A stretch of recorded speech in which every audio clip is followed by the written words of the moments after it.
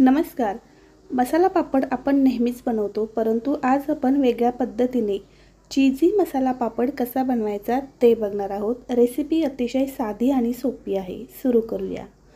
तर त्यासाठी बघा, पापड इथे मी उडदाचा घेतलेला आहे आणि हा उडदाचा पापड आपल्याला तव्यावर भाजून घ्यायचा आहे. पापड भाजताना एखाद्या रुमालाने आपल्याला असा पापड प्रेस करायचा, जेणेकरून पापड सगळीकडून एकसारखा चांगला भाजला जातो. तर बघा, या ठिकाणी पापड छान आपण खरपूस असा भाजून घेतलेला आहे.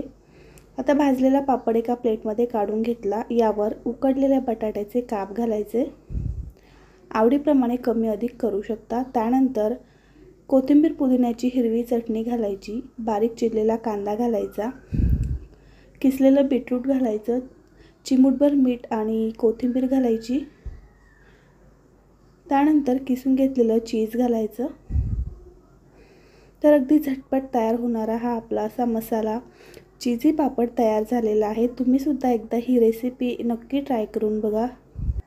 मुलांना मधल्या वेळेत खाण्यासाठी एक उत्तम पर्याय आहे. काहीतरी बाहेरचं देण्यापेक्षा हेल्दी असा हा पर्याय आहे. तुम्ही सुद्धा नक्की ट्राय करा.